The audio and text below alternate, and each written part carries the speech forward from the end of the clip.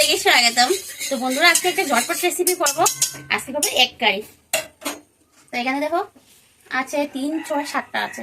লবণ দিয়ে দিলাম পরিমাণ মতো, হলুদ দিয়ে দিলাম পরিমাণ মতো, দিয়ে এটা খুব ভালো করে মেখে নিলাম। এবার ভেজে নেব একদম ঝটপট, যে কে রান্না করতে পারবে। চিংড়িটা আমি আগে থেকে সিদ্ধ করে নিয়ে নিয়েছি, সিদ্ধ করে ছিটিয়ে তুলিয়ে একসাথে বসে গেছি রান্না করতে। তো বন্ধুরা দেখো ডিমটা ভাজা হয়ে গেছে, ডিমটা এবার নামিয়ে নিই।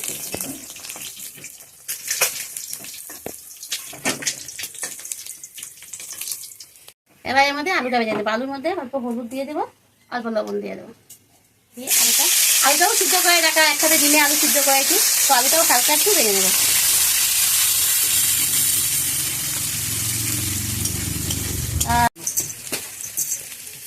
আলুটা ভাজা হয়ে গেছে, এবার এটা নামিয়ে নিলাম।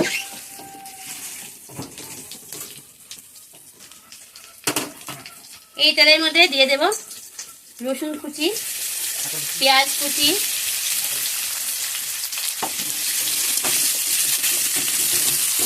ওইটা একটু লাল লাল করে ভেজে নেব। টমেটো কুচি এর মধ্যে দিয়ে দেবো, পেঁয়াজ কুচিটা লাল লাল হয়ে যায়, এর মধ্যে টমেটো কুচি দিয়ে দেবো।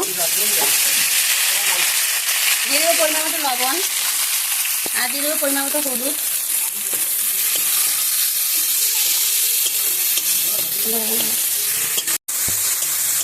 পেঁয়াজ কুচি, রসুন ছেঁচা কুচি আছে, এটাও করা যাই হোক, আর টমেটো কুচি দিয়ে দিলাম, হলুদও দিয়ে দিলাম এর মধ্যে। এবার দিয়ে দেবো পরিমাণ মতো লঙ্কার গুঁড়া। এখানে আছে জিরা বাটা, সেটাও দিয়ে দেবো।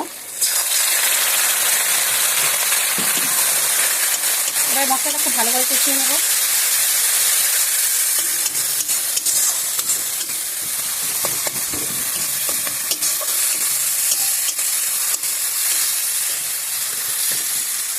দেখো আমার ভাজা ভাজা হয়ে গেছে। এবার এর মধ্যে আলু ভাজি করে রেখেছি, এটা দিয়ে দিলাম, দিয়ে একটু কষিয়ে নেব।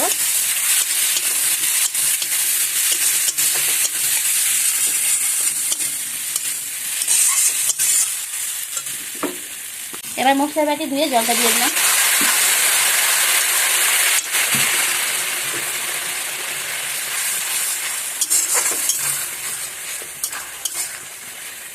এবার পরিমাণ মতো গরম জল দিয়ে দেবো।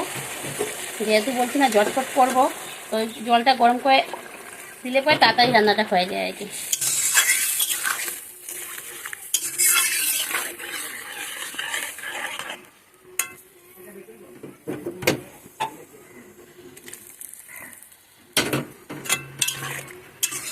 এবার ঝুলটা তাড়াতাড়ি ফুটে উঠে যাবে, কারণ গরম জল দিয়েছি না।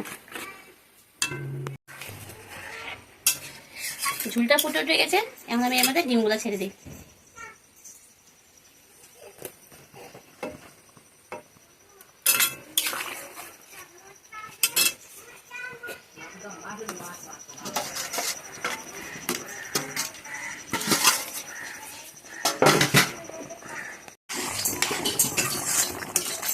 তো রান্নাটা আমার হয়ে গেছে, এবার গরম মশলা দিয়ে নামিয়ে নেব।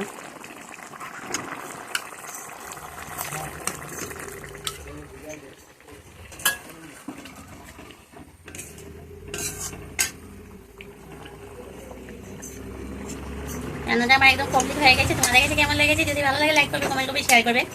আর যারা এখনো আমার এই চ্যানেলটি সাবস্ক্রাইব করি, প্লিজ সাবস্ক্রাইব করে দিও, পাশে থাকা বেল আইকনটা অল করে দিও। তো আমি এই অবস্থায় নামিয়ে নেব।